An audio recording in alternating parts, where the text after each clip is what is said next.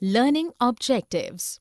After completing this module, learners will be able to understand the strategies taken by Samudragupta in conquering other kingdoms in India, learn about Harshavardhana and the expansion strategy of his empire, learn about the Pallava and Chalukya and about their conflicts, learn the mode administration and the nature of military strategies as taken by the medieval kings, learn about different types of assemblies and their activities, learn how the ordinary people used to live in medieval age in India. Samudragupta, the Parakramanka. The genealogy or family tree of Samudragupta. Samudragupta reigned during 336 to 380 CE as the fourth ruler of the Gupta dynasty. He was the son of Chandragupta I, who adopted the title of Maharaj Dhiraj. The predecessors of him, Ghatotkacha and Shrigupta, were only Maharajas. It signifies that from Chandragupta I, the expansion of the Gupta dynasty was happened. Chandragupta II was the son of Samudragupta, who expanded the Gupta empire towards western India. We can see Kumaragupta I, Mahindraditya and Skandagupta as the remarkable rulers after him. Prashasti of Harishena. Harishena was the court poet of Samudragupta's court. He wrote many prashasti in the name of the king. Prashasti is a Sanskrit word which means in praise of. In his Prashasti, we came to know that Samudragupta was a great warrior and he sometime was described as equal to God. In other gold coins of Gupta period, we came to know that Samudragupta could play veena and was fond of music. Expansion of the empire. As Harishena wrote that Samudragupta defeated 9 rulers and acquired their kingdom into his dynasty in Aryavarta. In southern India, he defeated 12 different rulers, but when they surrendered, he returned them their kingdom. In eastern India, he obliged the rulers to send him the tribute and follow his orders. Toward western region, the rulers submitted to him and offered their daughters to marry him. Harshavardhana. Harshavardhana as an emperor. Harshavardhana ruled the kingdom of Thaneswar, present-day Haryana, from 606 to 647 CE. He was the member of the Pushyabhutik dynasty and was the son of Prabhakara Vardhana, who defeated the Huna coming from Central Asia. Later, after his brother-in-law's death, Harsha made his capital in Kannauj. Many scholars and other artists and travellers from different parts of the world made his court a centre of cosmopolitanism in that era. Harshacharita, written by Banabhatta. Banabhatta, the court poet in Harshvardhana's court, wrote Harshacharita in Sanskrit. This book had given us the clear idea about the family tree of Raja Harsha. Harshavardhana wrote 3 Sanskrit plays as Ratnavali, Nagananda and Priyadarshika. From Banabhatta's narration, we came to know about the administration and military system as well as the religion followed of the ruler too. Harshavardhana established Nalanda University and he organized Kannauj Religious Assembly to honor the Chinese pilgrim Xuanzang, who visited India during his time period. Harshavardhana as a conqueror. The kings of Malwa and Bengal cunningly murdered Rajyavardhana, who was the elder brother of Harsha. Harsha in retaliation defeated the king of Bengal, Shashanka, in a battle and killed him. By the realm of Harsha's power, his empire covered much of north and northwestern India, extended east till Kamarupa and south until Narmada river. Harsha won Magadha and Bengal both, but by the south of Narmada river, he was checked by Pulakeshin II of Chalukya dynasty. The internal struggles between Pallava and Chalukya. Pallava dynasty. The Pallava dynasty existed between 275 CE to 897 CE and gained prominence after the eclipse of Satavahana dynasty, whom the Pallavas served as Samantas.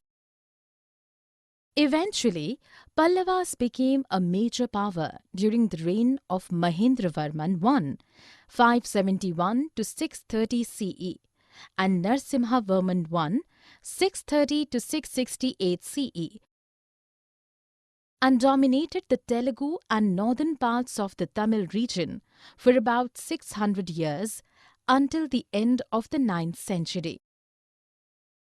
They appreciated the sculptures and other forms of art and craft.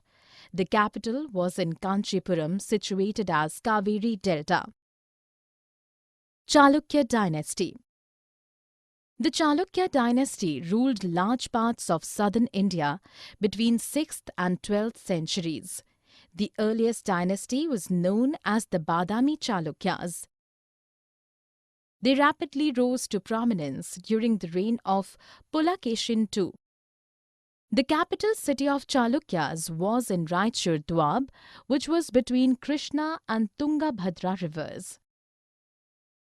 Another city, Aihole, was 22 miles from Badami and being the major centre of historically important Chalukya monuments. Pallava-Chalukya conflicts. Ravi Kirti, the court poet in the court of Pulakeshin II, wrote some prashasti about the great Chalukya king Pulakeshin II. During this time, these two kingdoms for several times fought each other and attacked each other's capital cities. The Chalukya-Pallava war began with Pulakeshin II and ended with the collapse of both their dynasties significantly.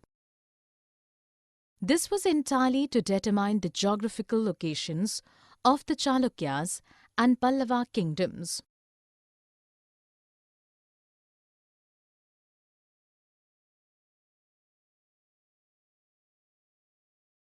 Administration, military system, and local assemblies. Administration system. As like the earlier dynasties, the rulers always were dependent on land revenues, and thus villages were the basic units of their administration.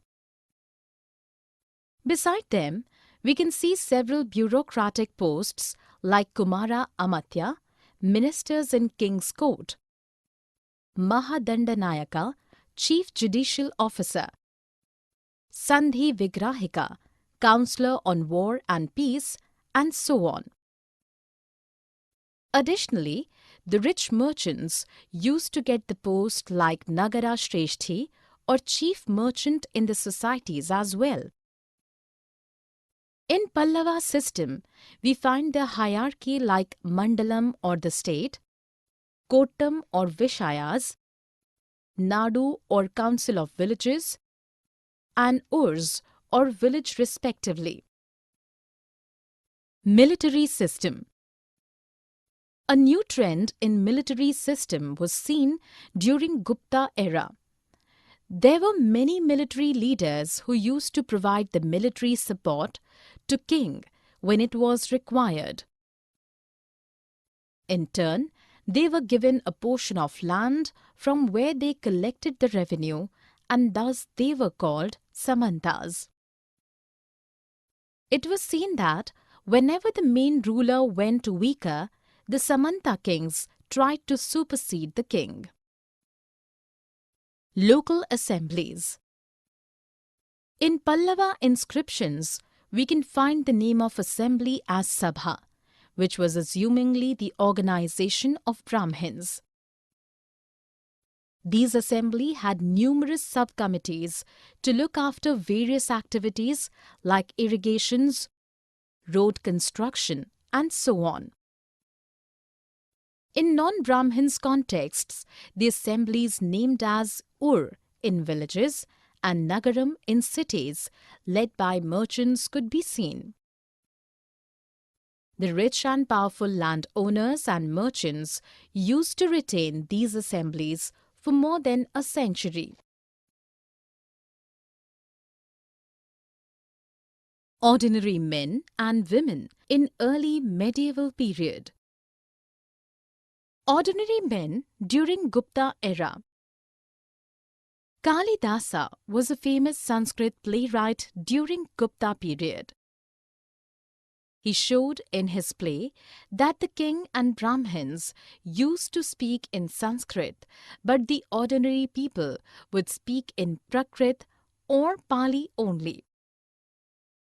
In the play titled Abhijnana Shakuntalam, he showed how an ordinary fisherman was first harassed by the gatekeeper and the police in the king's court when he told that he found the precious ring of Shakuntala inside the stomach of a fish. Later, when the king Dushyant rewarded him for his act, those gatekeepers wanted to grab some portion of his reward at the time of returning from the court. Banabhatta's narration about the villagers. Banabhatta described that the kings would need the furniture, pots, pans, vegetable, golden food stalls, even the musicians too, while they were travelling. The poor villagers used to do their best to welcome the armies of the king by providing them food and fodder for their animals. But the elephant and horses often destroyed the crop fields and the houses. When the army disappeared from the village, the entire village was covered with dust. Faction's depiction about the untouchables of the society. Faction depicted that during Gupta period, the people from lower castes could not enter the marketplace with other citizens. They had a wooden stick by which they used to hit the ground. Thus, other people were aware and went further from him so that the people could avoid touching him. The curse of untouchable was so acute at that time. Summary. Let us summarize what we have learned in this module. Around 1700 years ago, Samudragupta tried to unify the India under his reign. In conquering other states, Samudragupta took various strategies and techniques. Harshavardhana expanded his empire in northern India. The neighboring two empires, Pallava and Chalukya, were engaged in conflicts with each other over centuries. The administration of medieval age was classified into different stages, and there were hierarchies under the king till the bottom level. Many military leaders used to give the soldiers to the king when the kings needed for war. The local assemblies used to look after several local issues at their end and tried to resolve them. The